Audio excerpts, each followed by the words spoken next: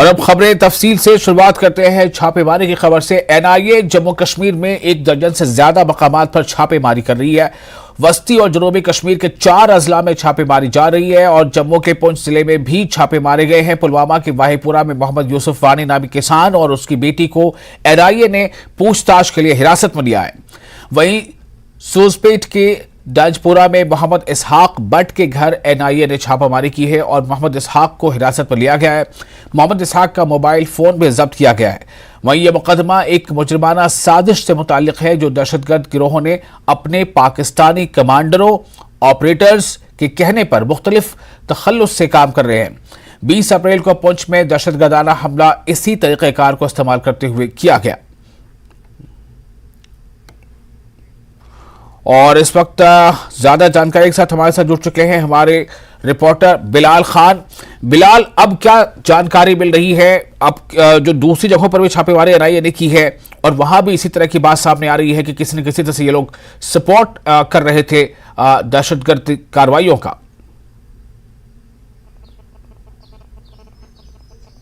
देखिए, यहाँ पर अगर देखा जाए तो जो एनआईए की छापामारी आज अमल में लाई गई, ये इसी हवाले से है कि मिलिटेंट लिंक्स के हवाले से ही ये छापामारी यहाँ पर अमल में लाई गई है। यहाँ अगर पुलवामा की मैं बात करूँ तो पुलवामा में जो आज अलल सुबह जो छापामारी अमल में लाई गई है, यहाँ वही बुक पुलवामा में, तो वहाँ पर वही पूरा पुलवामा में, तो वहाँ पर जो अलल सुबह जो मोहम्मद यूसुफ वानी, क्योंकि उसकी जो बेटी है इशरत, उसकी जो लिंक्स बताए जा रहे हैं मिलिटेंटों के साथ कुछ रवाबित है, तो उस हवाले से ये छापामारी अमल में लाई गई है। और जो इशरत और उसके वालिद मोहम्मद यूसुफ के अलावा एक और रईस हजाम की गिरफ्तारी यहाँ अमल में लाई गई है। और तीनों की जो है इस वक्त जो तहकीकात है वो लेतर पुलिस स्टेशन में चल रही है, जहां पर एनआईए टीम भी यहाँ मौजूद है और वो इनसे अभी पूछताछ चल रही है। तो इनके कब्जे से यहाँ 4 मोबाइल फोन लिए गए, जब्त किए गए और साथ साथ में जो बैंक के खाता जो दस्तावेजात है वो जब्त किए हैं एनआईए ने। और बारीकी से इस चीज को देखा जा रहा है आया कि इशरत जो है, इसकी जो दफ्तर है, इसके किस हवाले से जो एनआईए के साथ रवाबित है, तो उस हवाले से ये तहकीकात अभी यहाँ पर जारी है। जी विशाल। बिलाल, ये इलाका कितनी दूर है आप जहां हैं वहां से? सूजपेट के डजपुरा में मोहम्मद इसहाक बट के घर एनआईए ने छापेमारी की है, ये भी एक खबर है। एक तो आप बता रहे हैं कि वो वाहीपुरा में जो हुआ है जहां यूसुफ वानी और उनकी बेटी से पूछताछ जारी है, एक और शख्स का आपने नाम लिया है। इससे पहले भी आपने बताया था कि वहां पर जो है वो उनसे पूछताछ की जा रही है। क्या बाज़ाब्ता, बिलाल मेरा सवाल है, क्या बाज़ाब्ता उन्हें अब गिरफ्तार कर लिया गया है या अभी वो हिरासत में और पूछताछ ही जारी है?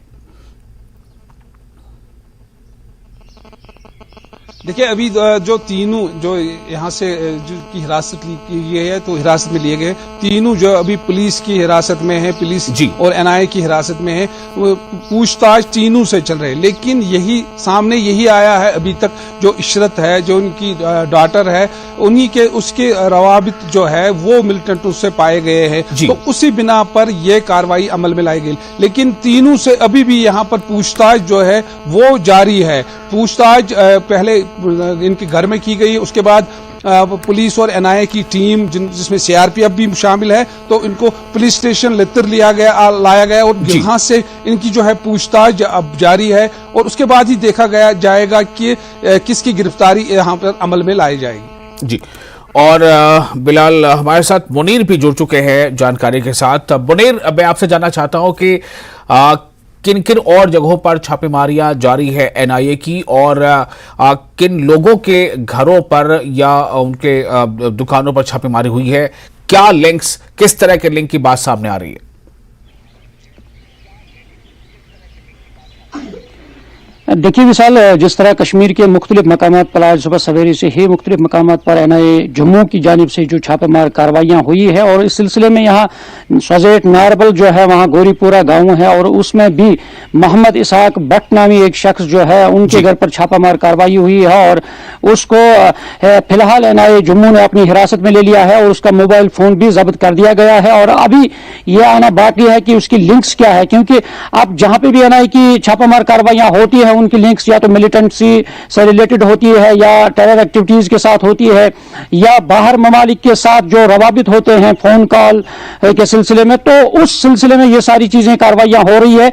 और इसी रिगार्डिंग अभी जो हमारे पास सोर्सेज से पता चला है कि जो नारबल सोजेट का जो ये मोहम्मद इसाक है, उनका कोई फॉरिन से कोई फोन कॉल आई थी, उस सिलसिले में उन्हें वहां हिरासत में लिया गया है और उनका फोन भी जब्त किया गया है।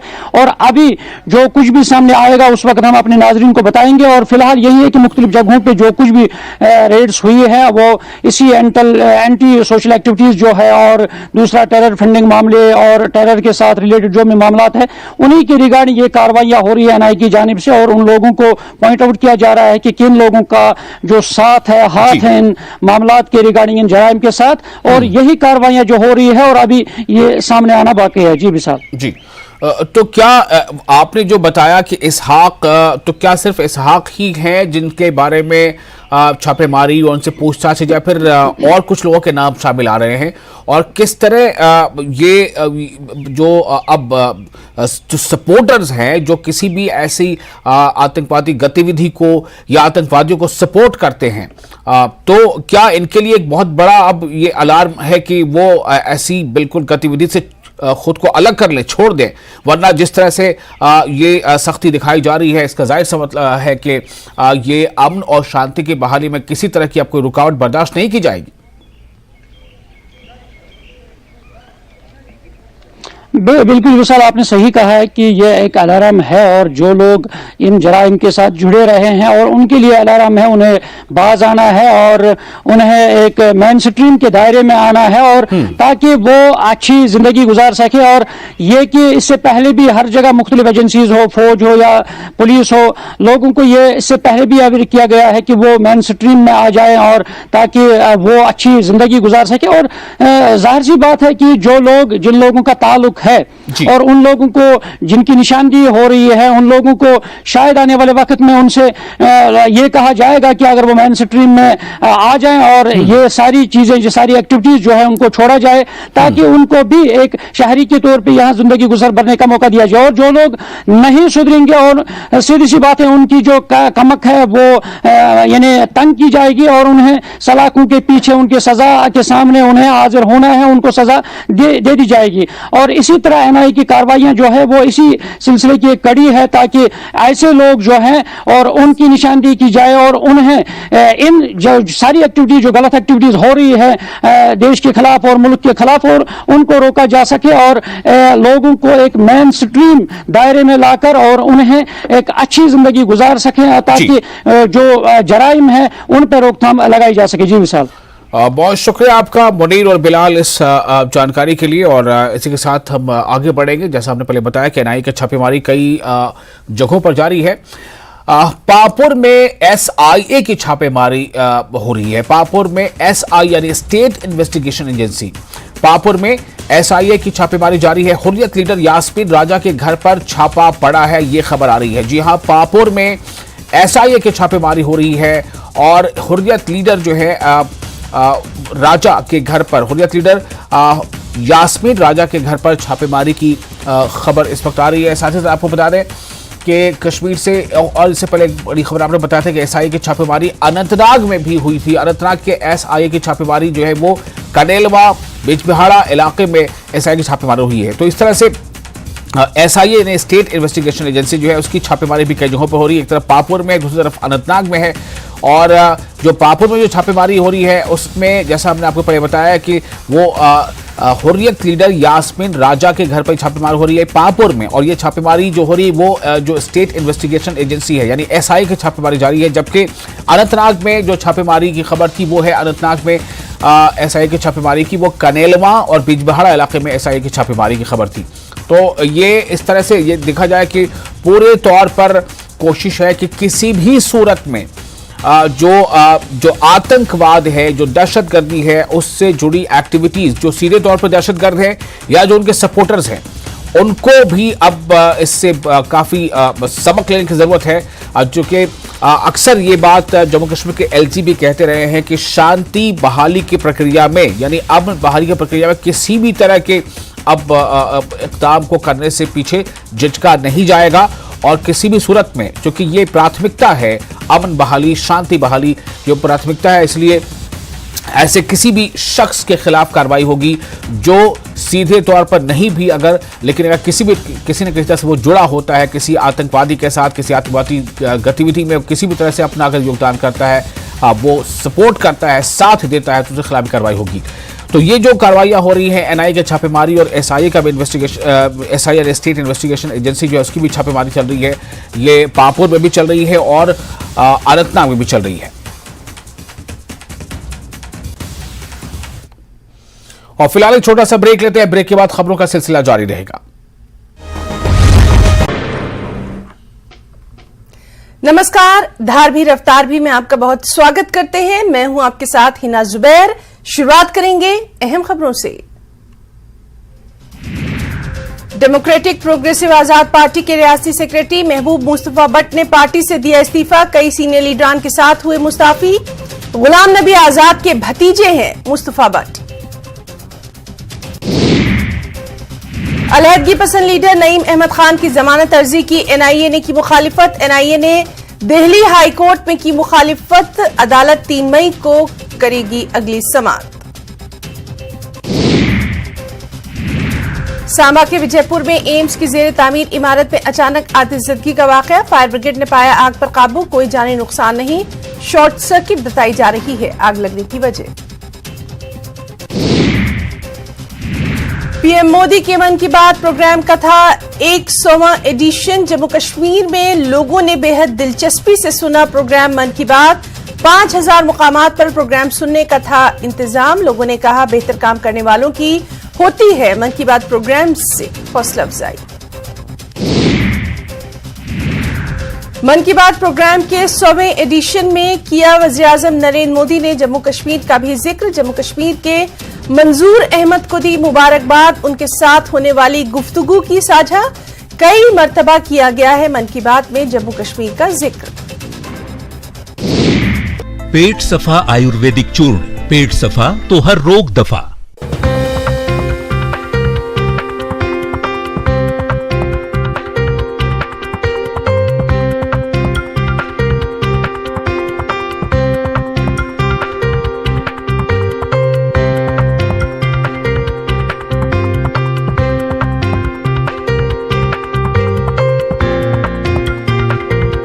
Headlines presented by पेट सफा आयुर्वेदिक चूर्ण, पेट सफा तो हर रोग दफा।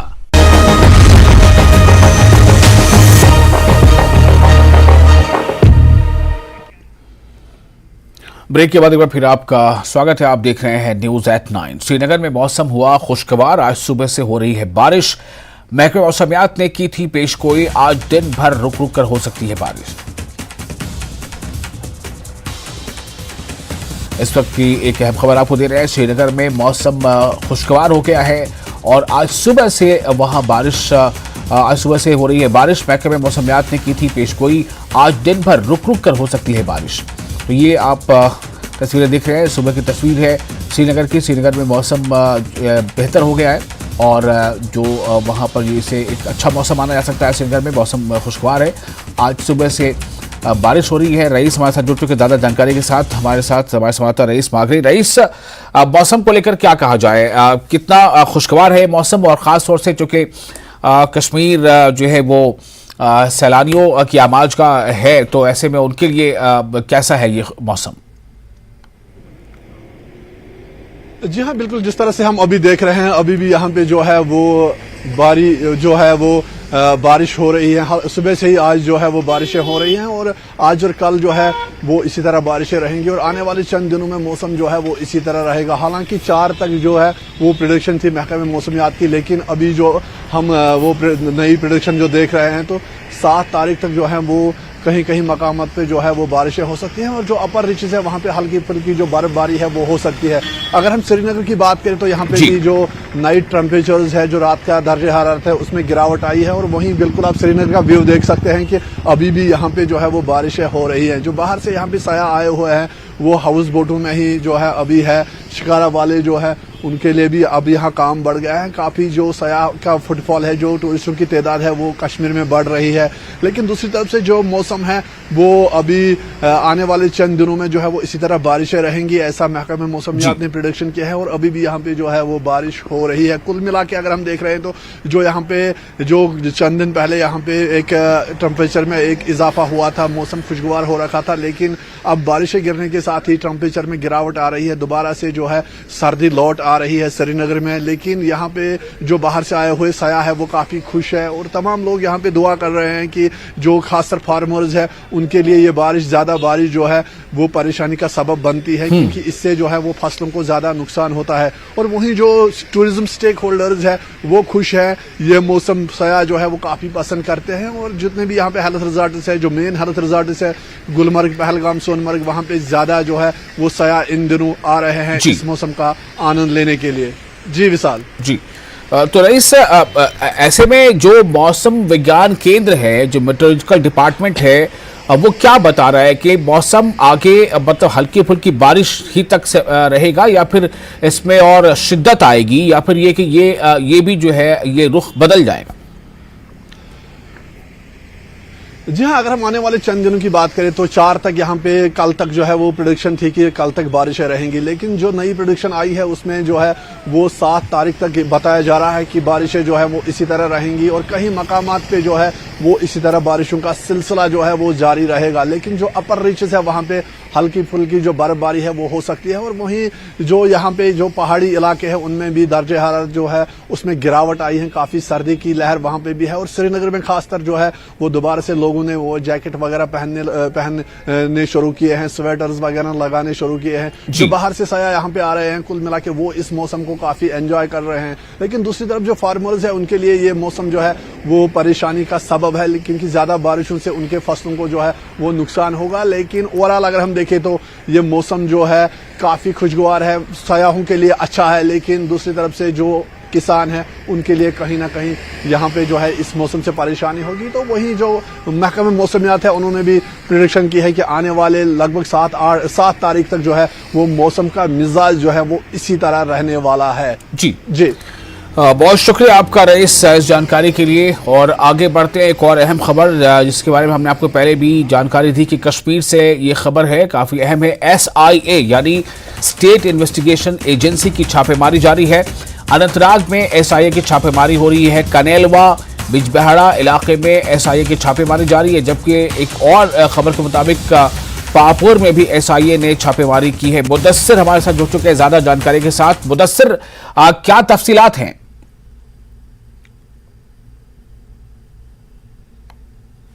बिल्कुल विशाल, जिस तरह से आपने बताया कि नेशनल इन्वेस्टिगेटिंग एजेंसी या फिर स्टेट इन्वेस्टिगेटिंग एजेंसी के बारे में अगर हम बात करेंगे तो अभी तक जो है 12 मुकामात पर 12 लोकेशंस पर ये मल्टीपल रेड्स डाले गए हैं। और साथ ही साथ ये मैं आपको बता दूं कि जो साउथ कश्मीर की अगर हम बात करेंगे, यहाँ पर कनेलवान एरिया एक है जो बिजबेहड़ा पुलिस स्टेशन के जुरिडिक्शन में आता है। तो वहां पर आज सुबह जो स्टेट इंटेलिजेंस एजेंसी के एहलकार थे तो उन्होंने छापामारी अंजाम दी और रेड्स डाले गए सुबह सवेरे। तो ये बताया जा रहा है कि रियाज अहमद सोफी, जिसका मकान वो के असल में कनेलवान के है लेकिन उनका मकान जो है वो चंदपुरा में ज़ैर तामीर है और उस मकान पर रेड्स डाले गए। और गौरतलब ये बात ये है कि जो मकान है वो अभी भी ज़ैर तामीर है, अंडर कंस्ट्रक्शन है। तो उस पर SIA के जो एहलकार थे अचानक नमूदार हुए और उन्होंने पूरे मकान की जो है घेराबंदी की और वहां पर तलाशी कार्रवाई अंजाम दी। अभी तक इस हवाले से स्टेट इंटेलिजेंस एजेंसी का कोई भी प्रेस नोट या प्रेस रिलीज सामने नहीं आया है, लेकिन अंदाजा ये लगाया जा रहा है कि जो टेरर फंडिंग मामला है या फिर जो जमात इस्लामी के रिलेटेड जो कि कलदम तंजीम करार दी गई है तो उसके रिलेटेड जो मामला है तो उसी सिलसिले में ये रेड्स जो है वो कंडक्ट किए जा रहे हैं मल्टीपल लोकेशंस पे। तो कुल मिलाकर रेड्स की अगर हम बात करेंगे तो कहीं कहीं मकामात पर ये रेड्स जो है वो इख्तिताम पजीर हुए हैं और कहीं कहीं मकामात पर जो कार्रवाइयां हैं वो अभी भी जारी है। और कनेलवान चंदपुरा की अगर हम बात करेंगे वहां पर रेड्स जो है फिलहाल जो अंजाम दिए गए हैं वो खत्म हो गए हैं। और अभी इस बात का इंतजार रहेगा, इस बयान का इंतजार रहेगा कि रेड्स किस हवाले से डाले गए थे और रेड्स के दौरान क्या क्या सीजर हुआ, या कोई मटीरियल या दस्तावेजात उनको सीज किया गया है या कोई गिरफ्तारी अमल में लाई गई है। और जिस तरह से अगर हालात की बात करेंगे जो साउथ कश्मीर है पहले से ही सिक्योरिटी की नोयत से, सिक्योरिटी के एतबार से काफी हसास तस्वर किया जाता है। और ये कार्रवाइयां जो है माजी में भी जारी रही है, माजी में भी अंजाम दी गई है। और जराये के हवाले से अगर हम बात करेंगे तो जराये का ये कहना है कि आने वाले दिनों में इस तरह के रेड्स में शिद्दत लाई जाएगी। और कुल मिलाकर ये कोशिश की जा रही है कि जो टेरर फंडिंग मामला थे और जितने भी केसेस इस रिलेट है जो मुख्तलिफ थानों में दर्ज है, मुख्तलिफ FIRs के तहत, उनके उस सिलसिले में ये रेड्स डाले जाएंगे और जो यहाँ पर टेरर फंडिंग मामला है उनको पूरी तरह से बेनकाब किया जाए। विशाल जी, बहुत शुक्रिया आपका इस जानकारी के लिए मुदस्सिर। तो SIA और दूसरी तरफ NIA यानी नेशनल इन्वेस्टिगेशन एजेंसी और SIA स्टेट इन्वेस्टिगेशन एजेंसी, तो दोनों की आज सुबह से छापेमारियां जारी हैं। दोनों की टीमें छापेमारी कर रही है। SIA की छापेमारी अनंतनाग में भी हो रही है और पापुर में भी हो रही है, जबकि ये SIA की छापेमारी का जिक्र कर रहे थे और NIA की छापेमारी भी हो रही है। और इसका साफ मकसद ये है कि किसी भी तरह से कोई अगर दहशतगर्दी या आतंकवाद का समर्थन करता नजर आता है, चाहे वो एक्टिव पार्टिसिपेशन हो या पैसिव पार्टिसिपेशन हो, तो उसके खिलाफ बहुत सख्त कार्रवाई होगी, सख्ती से निपटा जाएगा। जैसा कि LG मनोज सिन्हा कहते रहे हैं कि शांति बहाली की प्रक्रिया है उसमें कोई भी कदम ऐसा नहीं है जिसे छोड़ा जाएगा और हर हाल में शांति बहाली सुनिश्चित की जाएगी।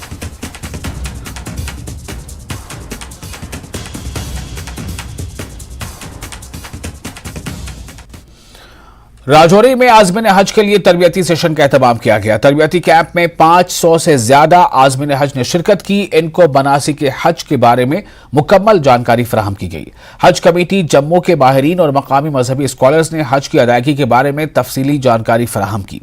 इस दौरान माहिरीन ने आज़मीन हज से रियासत और मुल्क में अमन और खुशहाली की दुआ करने की दरख्वास्त की और साथ ही आज़मीन हज ने इंतजामात पर इत्मीनान का इजहार किया और इंतजामिया की जानिब से इन्हें सहूलत फराहम करने पर खुशी का इजहार किया।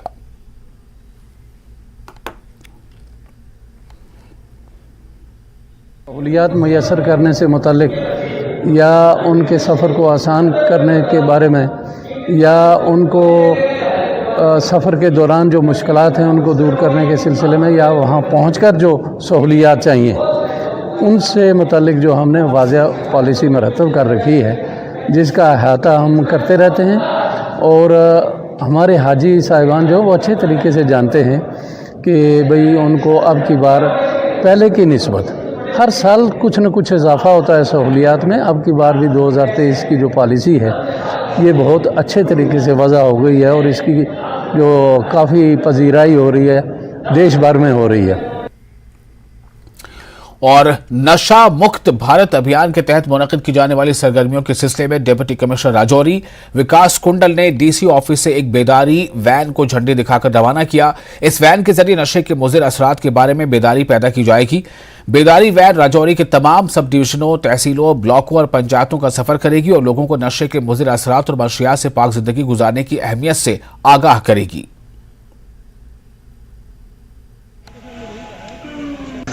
इसके अलावा हमारी एनकॉर्ड की मीटिंग रेगुलरली होती रहती है। हमारे बहुत सारे इनिशिएटिव्स हैं, जैसे हमने हमारे जो केमिस्ट भाई साहब है उनको बोला है कि अपनी दुकान के बाहर CCTV कैमरा लगाएं और कोई आके कोई ऐसी दवाइयाँ कोई ले रहा है जो नशे की कोशिश जैसे कर रहा है उसको लेने के कैमरे से, उनके खिलाफ भी हमारा एक्शन जारी है। तो हम लोगों को प्यार से भी समझा रहे हैं और यहाँ पे हमें सख्ती करने की जरूरत है, वहाँ पे हम सख्ती भी करें। और इसके साथ ही इस बुलेटिन में फिलहाल इतना ही, लेकिन न्यूज़ 18 JKLH पे लगातार बड़ी और अहम खबरों का सिलसिला जारी रहेगा।